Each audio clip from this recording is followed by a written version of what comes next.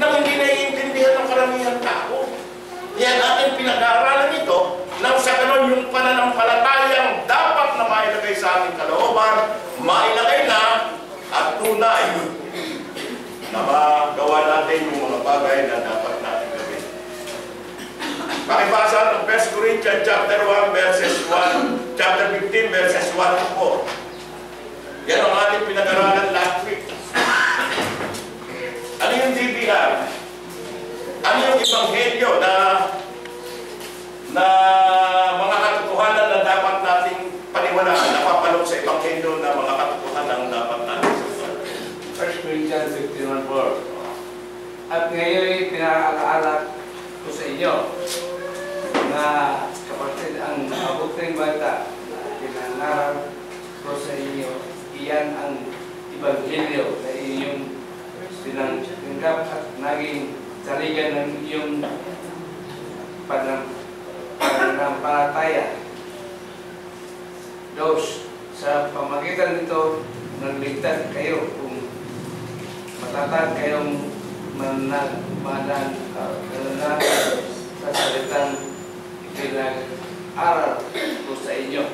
Di ba na lamang kayo'y sumampalataya na din iniisip ang inyong sinampalatayanan.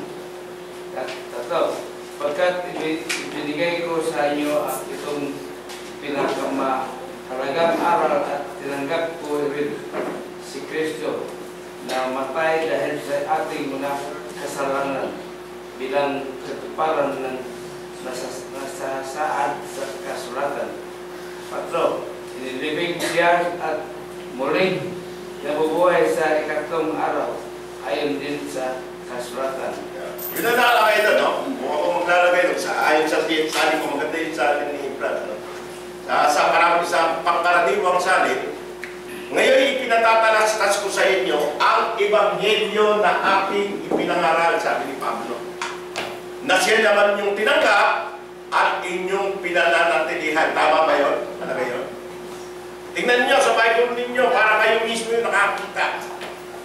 Sa pamamagitan nito, verse 2, ligtas kayo kung matiyagaan ninyong iingatan ang mga salitang ipinangaral ko sa inyo. Ano yung verse 3? Tingnan nyo mabuti yung verse 3. Sapagkat binigay ko sa inyo, una sa lahat, ang akin namang tinanggap na si Kristo ay namatay dahil sa ating mga kasalanan ayon sa mga kasalita. Then, 4. Verse 4. Verse 4. At siya'y ilibing. Siya'y muling binuhay ng tatlong araw. Ito yung dapat sampalatayan ng tao. Pero maraming tao na sabi, nananampalataya sila na si Kristo namatay dahil sa ating mga. Totoo naman yun eh. Diba yun ang pag-ibig ng Diyos, kaya yun nakalagay sa inyo. Ayan o. For God so loved the world that He gave His only begotten Son, that whosoever believe in Him should not perish but have an eternal life. Totoo yun, namatay si Kristo dahil sa ating kasalanan. Kasi kung tayo lang, hindi natin kaya magbayaran ng ating kasalanan. Siya yung nagsakripisyo. Yun ang dapat nating sampalatayanan. Siya yung inilibing, siya yung nabuhay na muli sa mga patay para sa ano? Para tiyak na magkaroon tayo ng paligtasan. Yun yung real resurrection. Pero ano yung kahalagahan mo? Ano kuha sa inyo? Diba? Dapat makita natin yun.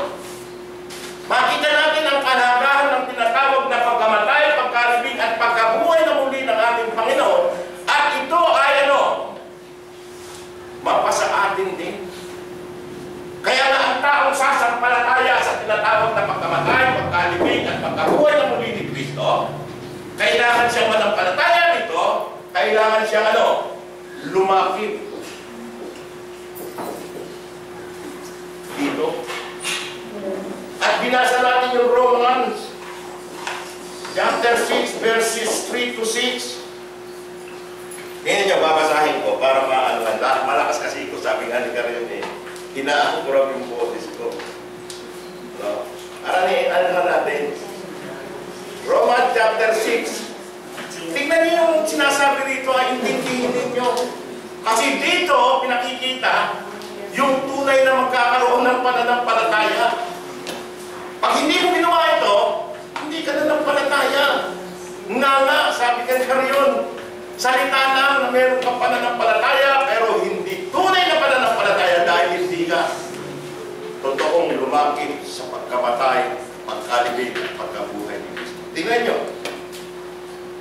O hindi ba ninyo nalalaman na tayong lahat ng mga nabautismohan kay Kristo Jesus ay nabautismohan sa kanyang kamatayan? Nagsabi, pag nananampalataya kayo, ang susunod no, kayo ay magpapabautismo. Kaya nga sinabi, ang sumampalataya at mabautismohan. Kailangan magkaroon muna kayo ng tinatawag na pananampalataya bago kayo mabautismohan. Kaya nga madalas ko kayo sinasabi kayo, bautismo ka ng bautismo. Mabilis tayong nagpapautismo. Meron mo pananampalataya. Kaya lang, may balik sa akin yung kapatid ko. At ganun din naman ang balik sa akin kung ako tatanungin. Hindi ko alam kung sino yung may pananampalataya. Hindi ko alam ang laman ng puso